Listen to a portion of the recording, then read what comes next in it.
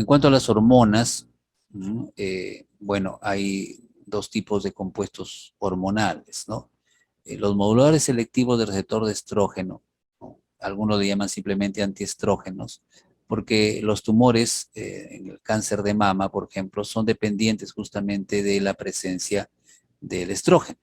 Y el antagonista va a ocupar el sitio activo en el receptor, de manera que su unión va a evitar que se reclute un coactivador. Esto lo vimos en hormonas, y al no reclutarse el coactivador y al mantenerse el correpresor, entonces se tiene la proliferación celular.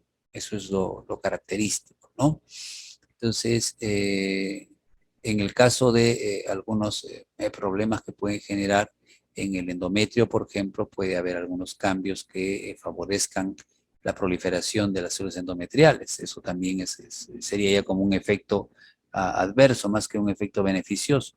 Pero en el caso de, perdón, lo que es el cáncer de mama, sí, como es estrógeno dependiente, el tamoxifeno bloquea el proceso transcripcional y previene pues la proliferación celular.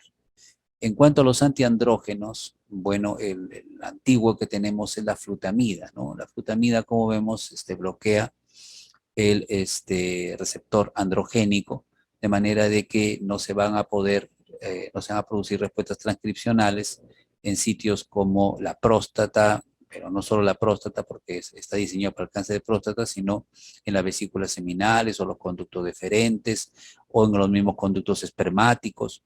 Entonces, es una característica, en este caso, de el antiandrógeno, como la flutamida, ¿no? Bloquear el proceso transcripcional, igual que lo hace el antiestrógeno, digamos, y tener algunas respuestas complementarias en tejidos donde hay receptores androgénicos.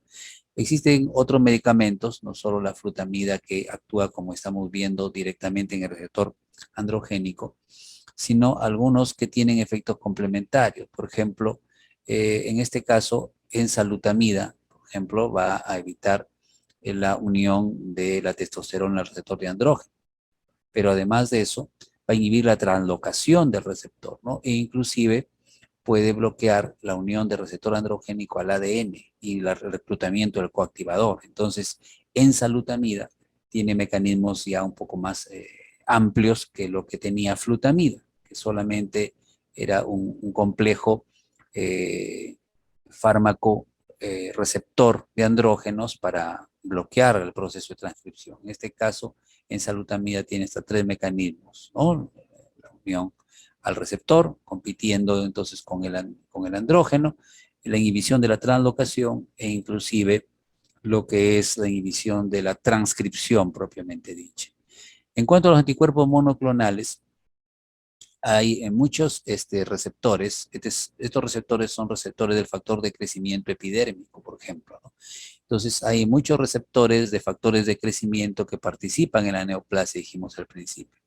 Entonces, los anticuerpos monoclonales tratan de neutralizar o al factor, ¿no? El factor de crecimiento epidérmico, receptor del factor de crecimiento epidérmico, o al factor o al receptor, ¿no? La mayoría de las veces es al receptor, interactúan con el receptor. Entonces, en el cáncer de mama se ha encontrado un receptor específico que es el HER2, que vía la cascada de citoquinas correspondientes, pues activa el proceso de transcripción.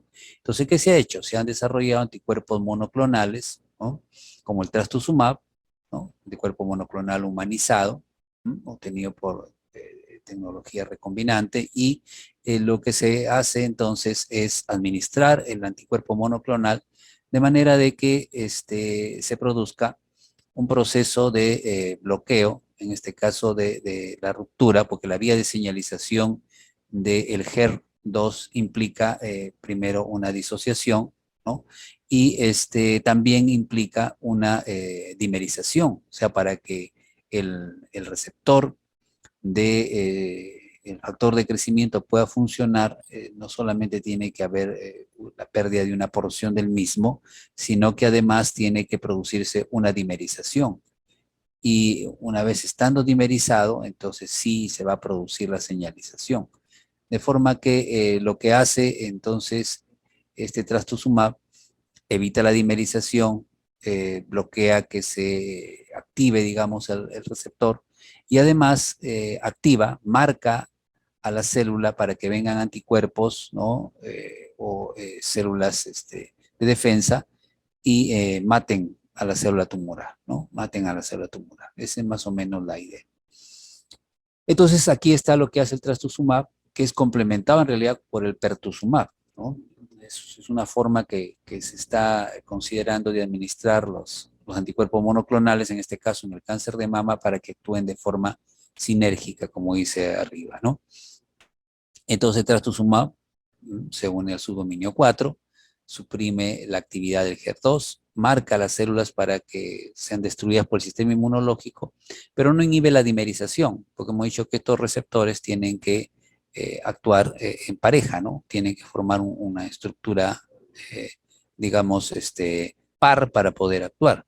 Por su lado, el pertuzumab sí inhibe la formación de los dímeros, suprime las vías de señalización intracelulares y marca también a estas células para que sean destruidas, ¿no? Entonces, esa es la característica de estos medicamentos anticuerpos monoclonales usados en cáncer, ¿no? Hay más, por supuesto, estamos dando solo algunas cuestiones referenciales.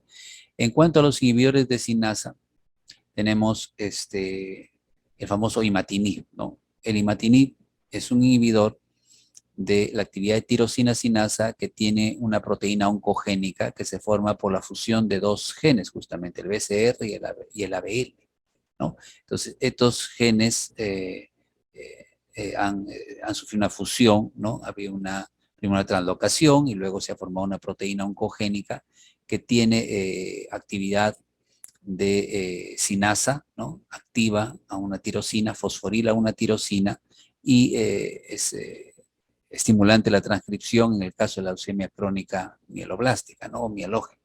Entonces, lo que hace el imatinib es ocupar el sitio activo de esta proteína que tiene actividad de quinasa.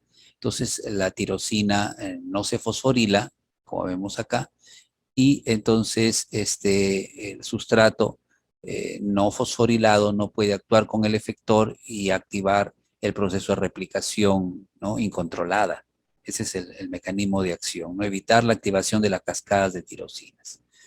Bien, vamos a revisar algunos principios generales para terminar brevemente con los antimicóticos, ¿ya? Entonces, esto nos dice cosas que son importantes, ¿no? El uso de los antineoplásicos citostáticos la utilidad está en reducir el tamaño del tumor para que la cirugía o la radioterapia sean más eficaces. Es conveniente comenzar el tratamiento de manera precoz para que sea más eficaz también, para que pueda resultar más exitoso.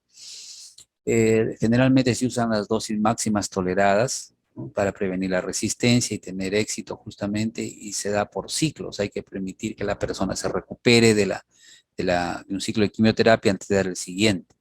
Los fármacos se combinan en base a sus mecanismos de acción, ya hemos hablado de esto, para que haya sinergia y reducir el riesgo de toxicidad. Todos se utilizan, como dice, a la dosis máxima tolerada y con sinergia de potenciación demostrada.